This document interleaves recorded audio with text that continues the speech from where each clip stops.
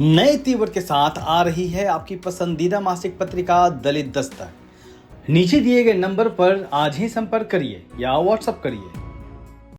उत्तर प्रदेश में दलित वोटों को अपने पाले में करने में जुटी कांग्रेस पार्टी ने विधानसभा चुनाव के पहले बड़ा दांव चलते हुए दलित समाज के बीच चर्चित चेहरे और एससी मोर्चा के अध्यक्ष राजेंद्र पाल गौतम को यूपी का प्रभारी बना दिया है। कांग्रेस ने उत्तर प्रदेश में 3 दशक बाद किसी दलित नेता को प्रदेश की कमान सौंपने की घोषणा 26 जून को की। इससे पहले 90 के दशक में सुशील कुमार शिंदे ने यह जिम्मेदारी निभाई थी। ऐसे में अहम सवाल यह है कि जिस कांग्रेस ने यूपी की राजनीति से लगातार बाहर रहने के बावजूद बीते 3 दशक में किसी दलित नेता को प्रदेश में इतनी बड़ी जिम्मेदारी नहीं दी, उसने आखिर अब यह फैसला क्यों किया है? दरअसल जिस उत्तर प्रदेश में इस वक्त में सिर्फ सामंती जातियों की तूती बोलती थी, मान्यवर कांशीराम और बहुजन समाज पार्टी के आंदोलन ने उसे दलित बहुजन राजनीति का गढ़ बना दिया है। प्रदेश में यह दलित बहुजनों का बढ़ता प्रभाव ही है जिसकी वजह से दलित बहुजन नायकों तक को अपमानित करने वाली समाजवादी पार्टी पीडीए का राग अलापने को मजबूर हो गई। बसपा या उसकी विचारधारा से निकले नेताओं मसलन स्वामी प्रसाद मौर्य, ओम प्रकाश राजभर, संजय निषाद और अनुप्रिया पटेल सरीखे नेताओं को हर कोई अपने पाले में करना चाहता है। यहाँ तक कि जिस भाजपा पर लंबे समय तक सवर्णों की पार्टी होने का ठप्पा लगा रहा, वह इस ठप्पे से मुक्ति के लिए दर्जनों दलित बहुजन नेताओं को सरकार से लेकर संगठन तक में शामिल कर चुकी है।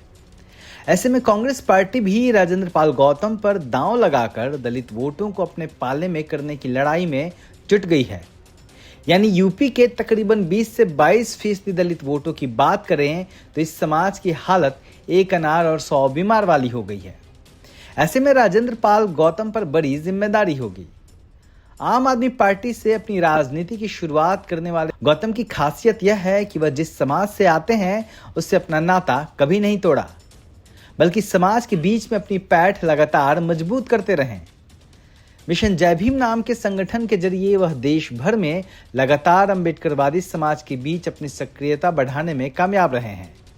इसी के कारण कांग्रेस में शामिल होने के बाद उन्हें अनुसूचित जाति मोर्चा के अध्यक्ष पद की कमान दी गई और अब उनके शानदार काम को देखते हुए उत्तर प्रदेश का प्रभारी बनाया गया है। राजेंद्र पाल गौतम आक्रामक राजनीति के लिए जाने जाते हैं। दलितों के मुद्दों पर न तो वह पार्टी लाइन की परवाह करते हैं, न ही राजनीतिक आकाओं को खुश करने के लिए चुप्पी साध लेते हैं, बल्कि लगातार मुखर होकर आवाज उठाते हैं। यही उनकी सबसे बड़ी ताकत और अम्बेडकरवादी समाज के बीच लोकप्रियता का कारण है।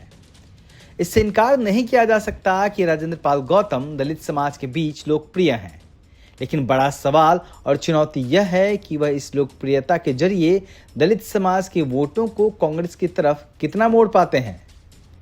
इसका जवाब तो चुनावी नतीजे देंगे, लेकिन फिलहाल यूपी के मैदान में राजेंद्र पाल गौतम को उतारकर कांग्रेस पार्टी ने न सिर्फ बसपा बल्कि अपने साझीदार समाजवादी पार्टी और आजाद समाज पार्टी की धड़कनें और मुश्किलें दोनों तो बढ़ा ही दी है। ब्यूरो रिपोर्ट, दलित दस्तक।